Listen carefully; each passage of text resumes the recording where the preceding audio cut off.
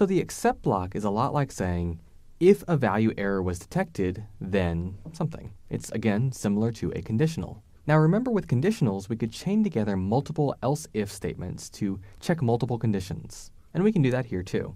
So let's bring back the line 5, that triggered that type error. And now we want to catch both.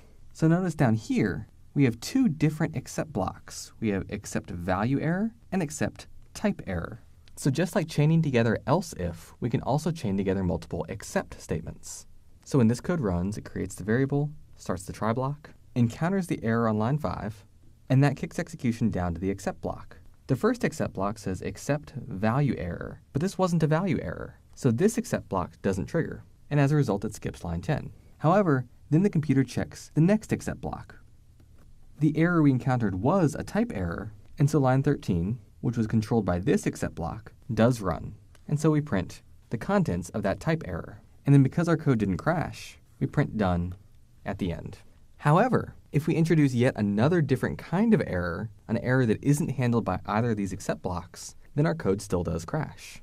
So here on line 5, we've introduced a new error. We just say to print 1 divided by 0. That's a really easy way of generating an error because it's a 0 division error.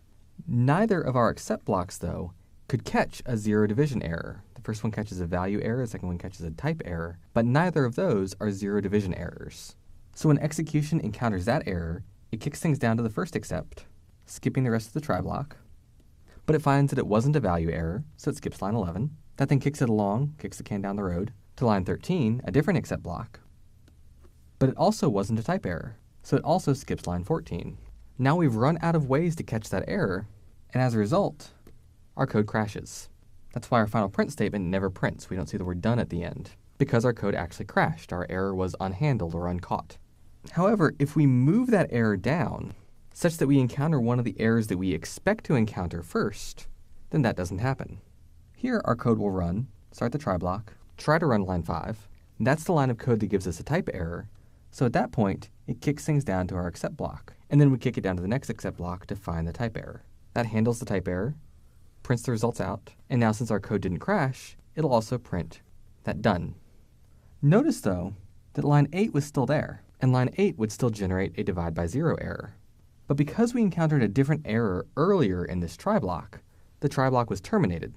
And so the lines containing these other two errors were skipped, and they never had an opportunity to arise.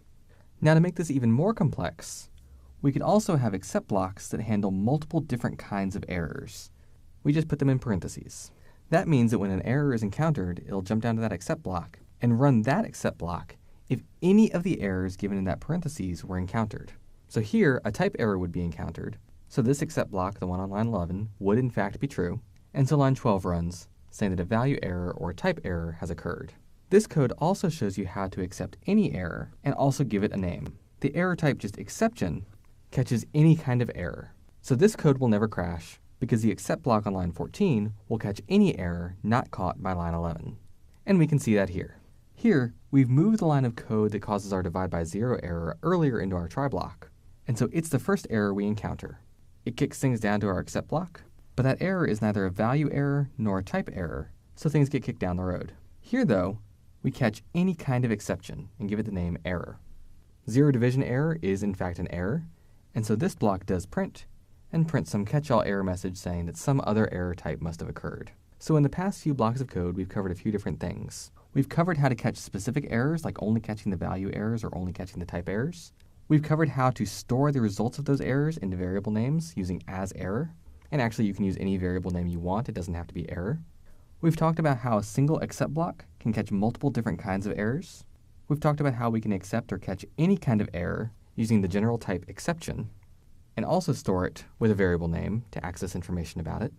And we've talked about how the first error encountered in a try block will kick things down to the except blocks, skipping the rest of the code in that try block. If the first kind of error encountered is handled by one of those except blocks, then the code won't crash. If it isn't, then the code will.